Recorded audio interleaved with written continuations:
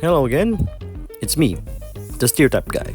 Now, originally this video was going to be about the problems with Taph, but after playing him more, I realized he's actually pretty balanced most of the time. Take this shit no more, man.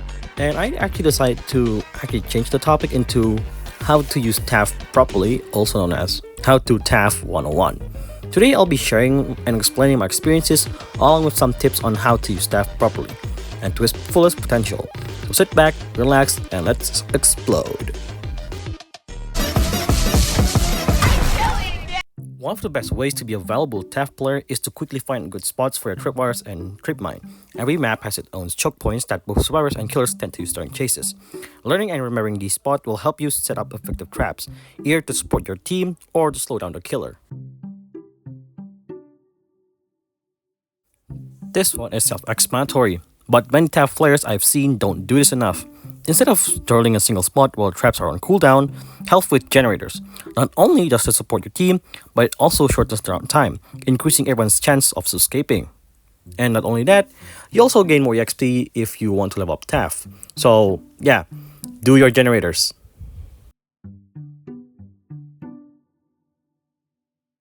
Unlike your tripwires, your subspace trip mines expires over time. If the killer isn't rushing towards you or in your sight, try sneaking up behind them or try to predict their movement while they're chasing another survivor. Throw a subspace trip mine in the path of the chase to help your teammate and potentially waste the killer's attack. However, be careful. If the killer spots you, they might target and chase you instead. Since you're a big threat, so stay stealthy and time your traps wisely. Let's see. Hot dog, taco, hamburger. Well, most of the times. Some maps are better for spraying traps and staying mobile, while other allows for effective sterling, setting up traps and holding down a single area. Maps like Brandenworks and Glasshouse have a great elevated areas where you can set up a strong defense. But an open map like Planet Voss and York's resting place, turtling is a bad idea because there are many hiding spots or choke points to control. Adapt your strategy based on the map and don't force a defensive playstyle when it won't work. Your tripwires are hard to see with the naked eye, but the wooden sticks holding them up are not. That's why proper placement is key. A great example is placing them near the bridges over the poison lake on your resting place.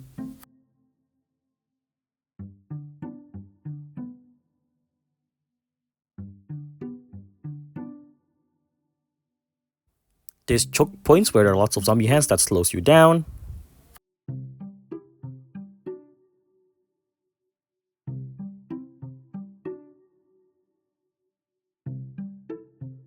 And lastly, these bushes in the graveyard area of your resting place. These spots are great because killers are often too focused on their chase to notice the wires, making it more likely for them to run into them without breaking them first. Smart placement means more kills wasted and time wasted for the killers.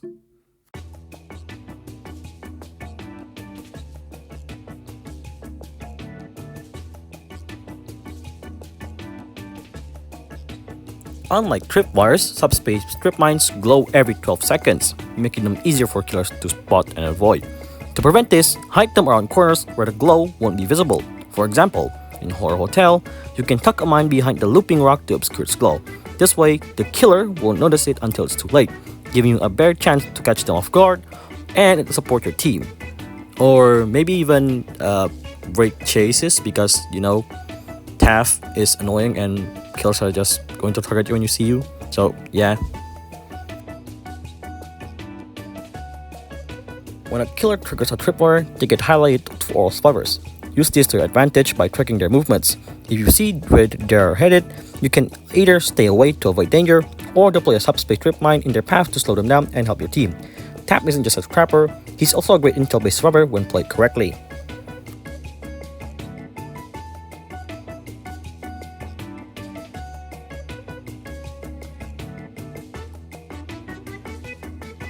Avoiding a killer's line of sight does more than just keep you from getting chased.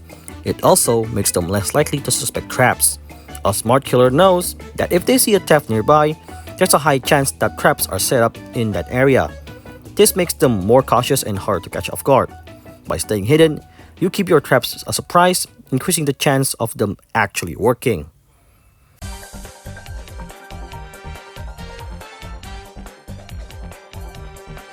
Tripwires aren't just for slowing down killers.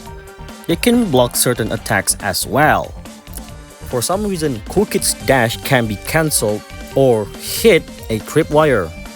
This is a great counterplay. If you're being chased by a Cool Kid and expect them to dash at you, try to lure them into a nearby tripwire, either yours or another Taph's player. Your subspace trip mine can also work in a similar way, but it is a lot riskier. Sure, stacking traps in one spot can be funny, but it's not effective. The best way to maximize multiple Taph players is by spreading traps around the map rather than clustering them together. By doing this, you gather better intel from tripwires across different locations, deterring the kill more effectively with scared trip mines. While some maps are great for turtling, keep in mind that the more you turtle, the more the killer will adapt to your setup. A smart killer will start breaking traps preemptively, making them less of useful. So spread out your traps and keep the killer guessing. Send this bitch to the coal mines and have his testicles exploded. Taph can only have 3 tripwires active at a time, so keeping track of them is crucial for your survival. If a killer triggers or destroys one of your tripwires, immediately find a new spot to place another one. However, don't just keep placing them in the same spot. If you repeatedly trap the same location, killers will catch up and start breaking them preemptively. Instead, switch up your placements to keep them guessing and make your traps more effective.